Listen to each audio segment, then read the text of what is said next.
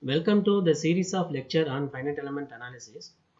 In this part, we are going to see how the finite element method gives accurate solution for simple and standard problems. To understand the accuracy of solution obtained by finite element method, we are going to consider a simple and standard problems taken from the strength of material, bar problem and the beam problem.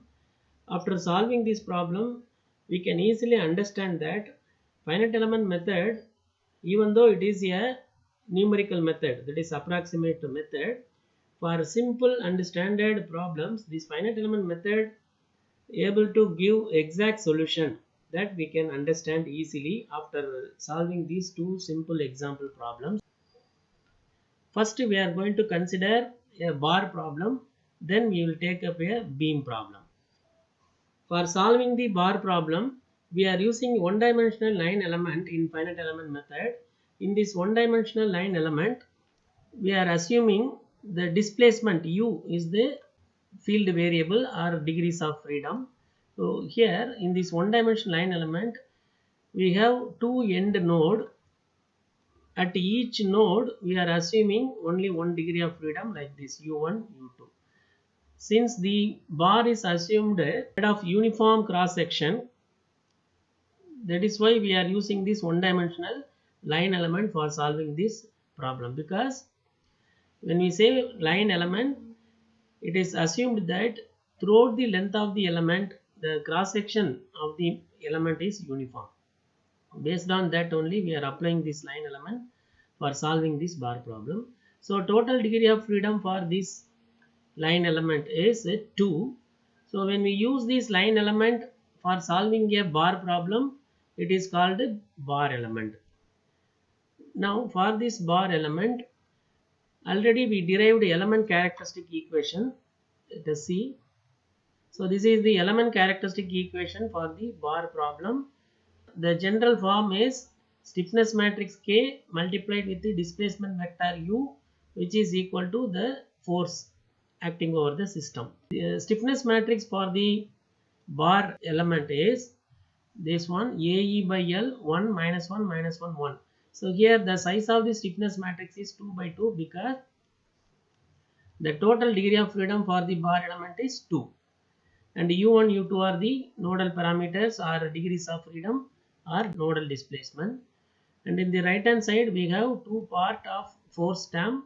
One is self weight gamma AL by 2. Here gamma is called a weight density Newton per meter cube. A is area of cross section, L is the length of the element.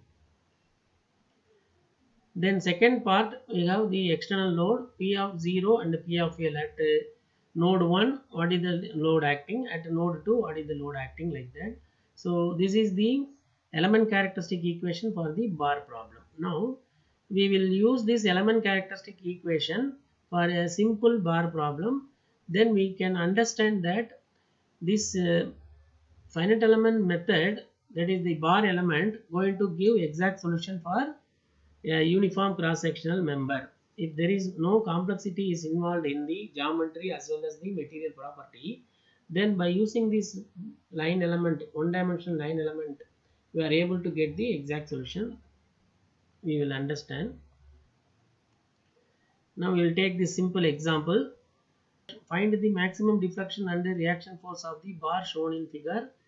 Consider the self weight of the bar also. So here the cross section of the bar is taken as circular cross section. So area of cross section is A and the length of the bar is L, and in the free end we have a load of P acting along the axial direction. This is the fixed end. If the load is acting along the axial direction, then only we call it as a bar, right? So what is the definition for the bar? It is a axially loaded member. So bar is nothing but it is a axial loaded member. For this we are going to use the one dimensional line element to solve the problem.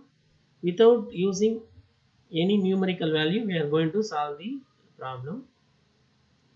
Now let us consider the finite element model for the given bar. So it is a uniform cross sectional bar, and Free end we have load P, and top end it is a fixed end. L is the length of the bar, and area of cross section, Young's modulus and weight density are known, let us say. And for making a finite element model, we have to use this thumb rule. So whenever there is a change in geometry, material property, we have to introduce a node, and also at the boundary points we have to introduce node, and the load application point we have to introduce node. So based on this rule, we can make a finite element model for this bar. Here top end it is a fixed end, so we are introducing a node here, and throughout this length there is no change in geometry or material property. So at the free end we have the load P, so we are introducing a node 2 for boundary as well as the load acting point.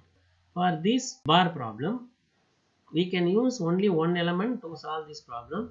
So what is the maximum deflection due to this external load P as well as the self weight gamma? So you have to derive the solution for this maximum deflection of this bar. In the finite element model, we have to explain the boundary conditions also. At node 1, what are the boundary conditions? Displacement U is U1, because it is fixed end, U1 is 0. Then F1 will be the reaction force, because fixed end reaction force, plus we have to consider the self weight of the bar also. Then at node 2, displacement is U2, free end deflection. Then F2, node 2, we have the external force P acting at the node 2. In addition, we have to consider the self weight of the bar also. Now we have to write the element characteristic equation for this. Since we are using only one element for solving this problem, we are going to write only element characteristic equation. You need not to go for global characteristic equation. So after deriving the element characteristic equation, we can apply the boundary condition, we can easily solve the problem.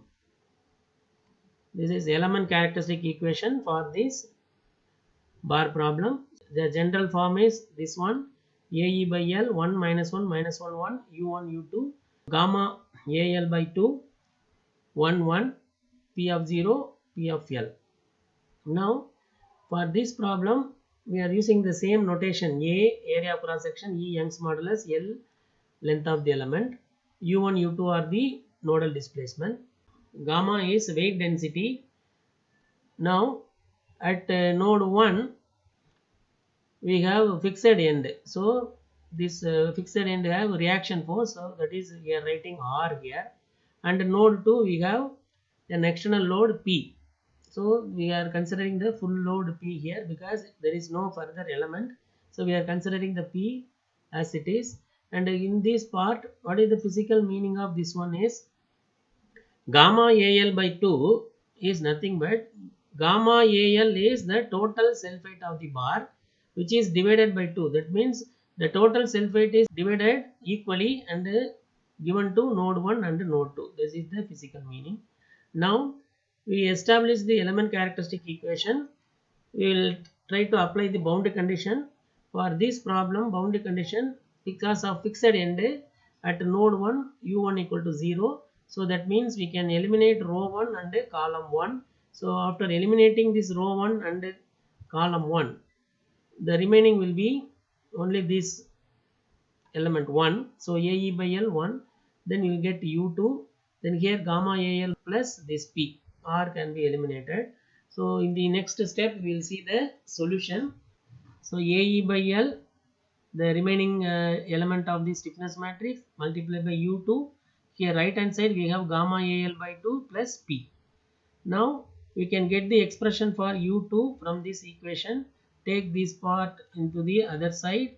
So you will get gamma L square by 2E plus PL by AE. This is the displacement at node 2. Displacement at the free end. Actually displacement at the free end. So the maximum deflection will occur only at the free end for this bar. Now we have two part in this displacement U2. The first part is displacement of the bar due to the self weight gamma. So this is standard formula, gamma L square by 2E. Similarly, the second part, deflection of the bar due to the external load P, PL by AE. This is the standard formula, already we studied in strength of materials. So by using this finite element method, we are able to get the exact solution for simple and standard problem that we can understand. We can evaluate the stresses and the reaction forces also, that we will see. Evaluation of stress, element stress. So for this, first we have to find the element strain. Element strain is U2 minus U1, displacement at node 2 minus displacement at node 1 divided by length of the element. So now U2 we already evaluated, U1 is 0. So U2 divided by L is will be gamma L by 2E plus P by AE. This is the element strain. What is element stress? We have to multiply the element strain with the Young's modulus E. So finally you will get gamma L by 2 plus P by A. So this is the stress for this bar problem. Here also we are getting two part, one for the self weight which is gamma L by 2, and this is the stress due to the external load P by A. For uniformly cross section member, the stress value will be P by A, which is already proven. So we are getting the same standard formula for this. Now we will evaluate the reaction forces. So to find the reaction forces, again we have to consider the standard procedure. Here we have to consider the first row in the element characteristic equation. So what is the element characteristic equation? Here we have to consider, if you want to evaluate this R, we have to consider this first row.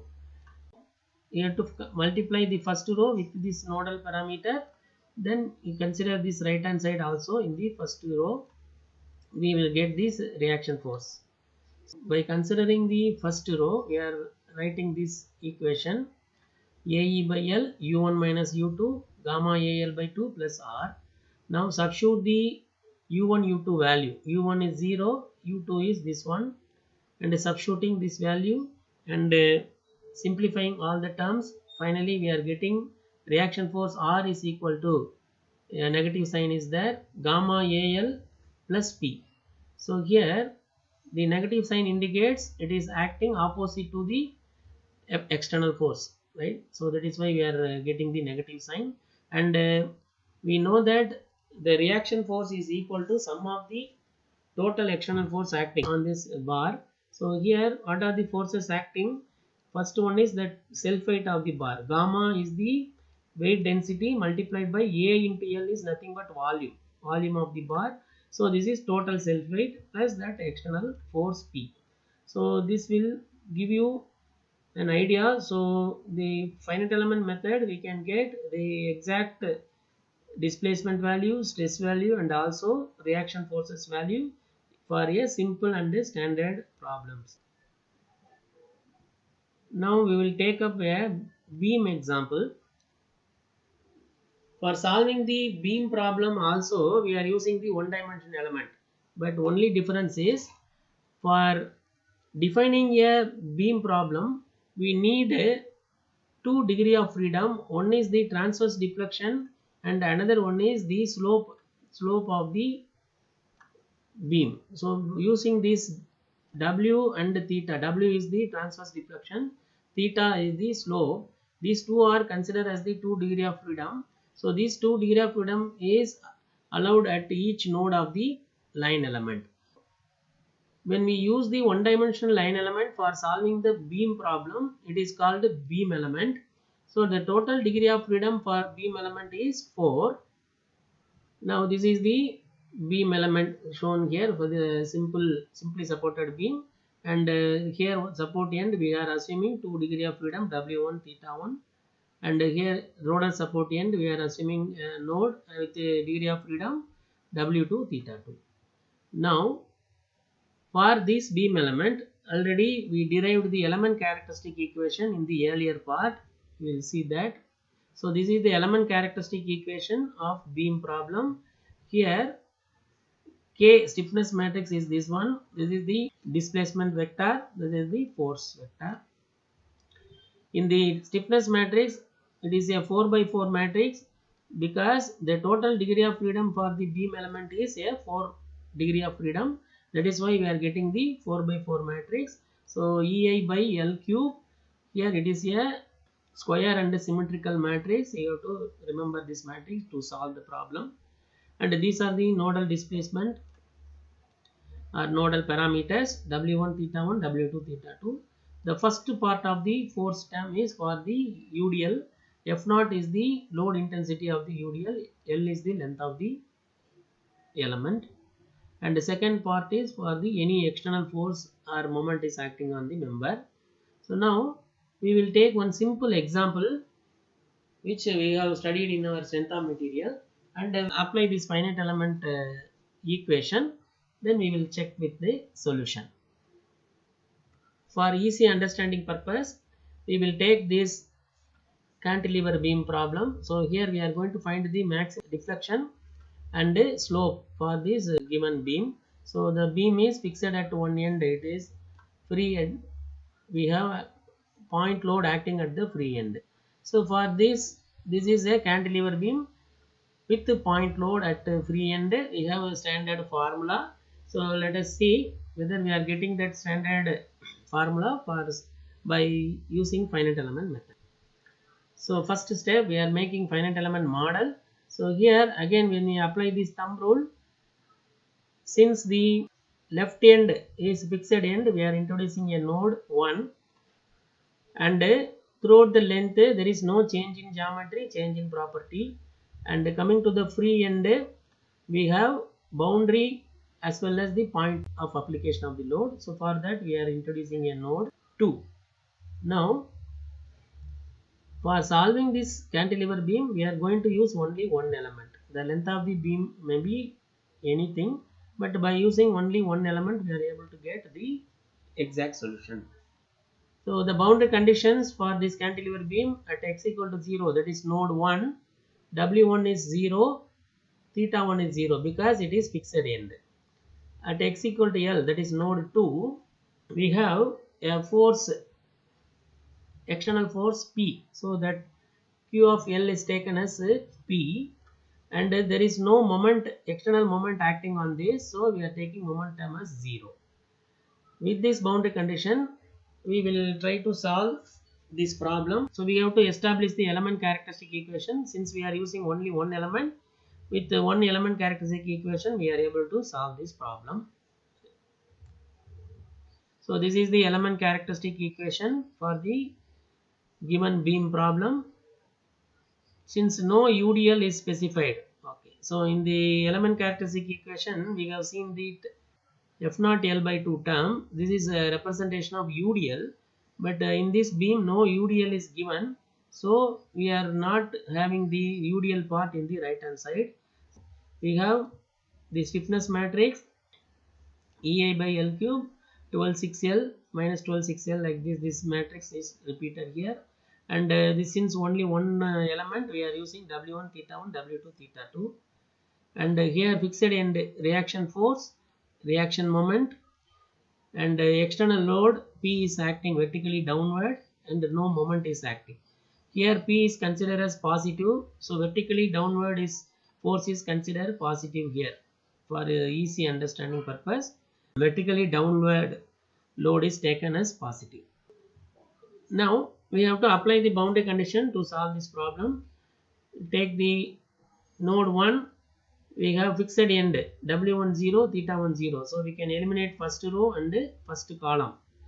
So by eliminating the first row, first column for W1, we can eliminate first row, first column. Similarly for theta 1, we can eliminate second row, second column, theta 1. So we can eliminate second row, second column. So this is the remaining 2 by 2 matrix. So we have to consider only these remaining terms for solving. So this 2 by 2 matrix can be easily solved manually. Let us see the solution. So this is the remaining 2 by 2 matrix. EI by L cube 12 minus 6L minus 6L 4L square, W2 theta 2, here P 0. Now it is not a numerical value, we cannot use calculator. We have to expand this matrix as a 2 equation. This is the first equation, equation 1, and this is second equation. So this is 12 EI by L cube multiply by W2, then minus 6L EI by L cube multiply by theta 2 equal to P. First equation. Similarly, minus 6L EI by L cube W2, then 4L square EI by L cube theta 2 is equal to 0.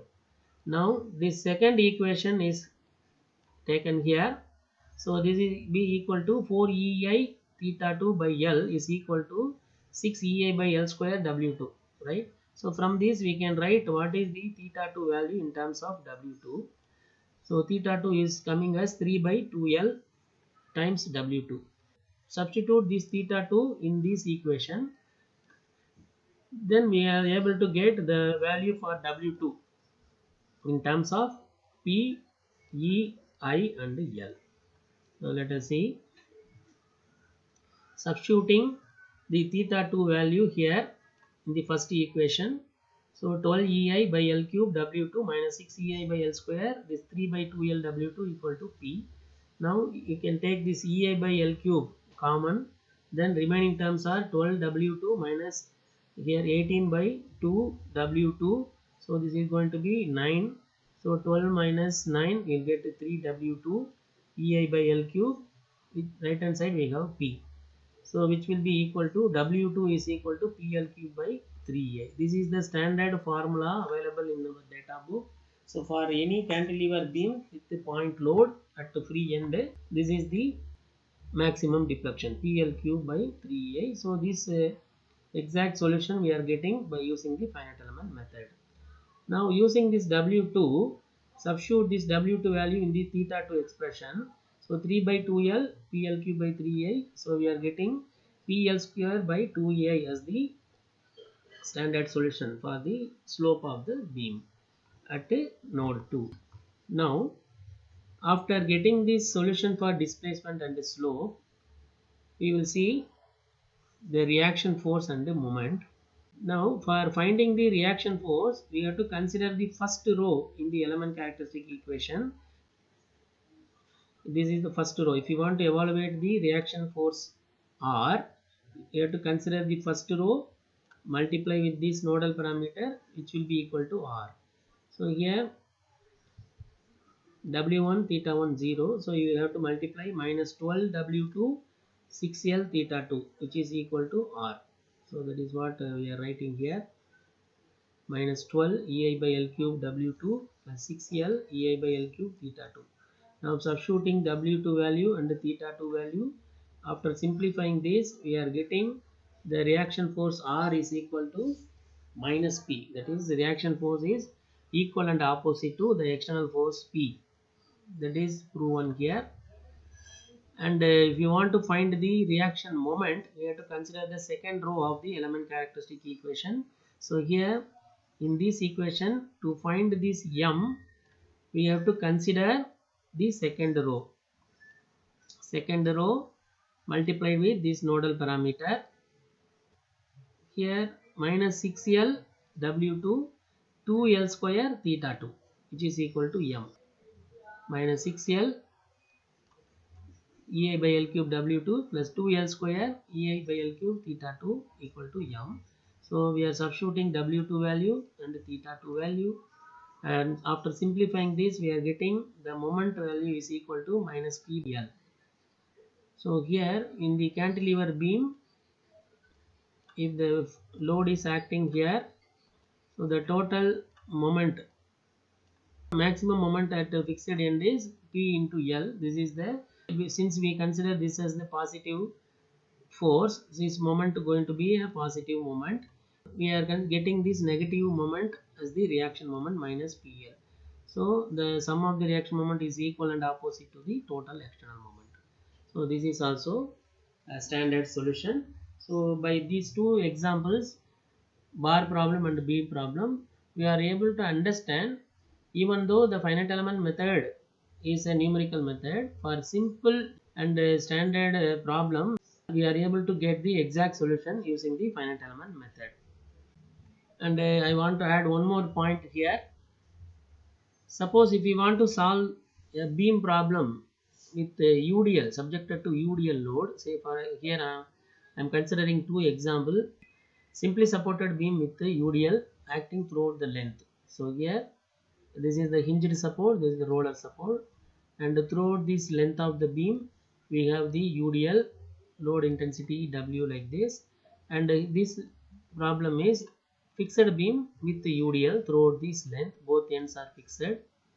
Let us say we are using one finite element for solving this simply supported beam with the UDL.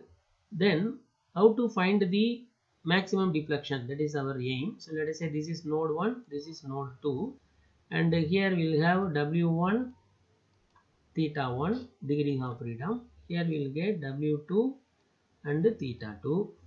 Now if you use this element for this support, W1 will be 0, we will get only theta 1 value, and W2 will be 0 for roller support, we will get theta 2. So how to find the maximum deflection? One way is we have to introduce a node at the midpoint. Then at this point we will get the displacement and the slope, we can find it out. If you introduce another node, then it will become a two element model. Suppose if you want to solve this problem simply supported beam with UDL using only one finite element, then there is a possibility we can use the half of the length of the beam, because there is a symmetricity is there with respect to midspan of the beam. Your load, geometry, material property and boundary condition all are symmetrical. So instead of considering the full length of the beam or full span length of the beam, we can consider only the half length of the beam as the element length. Now we can consider this is the node 1 and this is the node 2. Now at this point when you take W2 and theta 2 as the degrees of freedom, we can able to find this W2 value. Maximum deflection we are able to get. Same is applicable for this fixed beam also. Here also if you use the total length of the beam, we are not able to measure the maximum deflection at the midspan. So for this type of problem we can use the symmetricity properties. The beams are having symmetricity in load, geometry, material and boundary condition.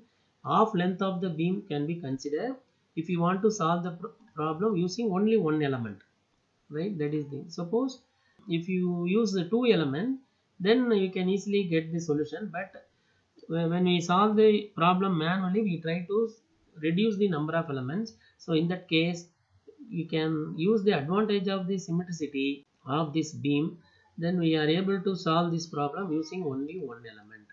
So we have W1 theta 1, so W1 will be 0 node, that is boundary condition, but here W2 theta 2 will be 0 because at maximum deflection slope will be 0. Here same for fixed beam we will get a two node W1 theta 1 and W2 theta 2.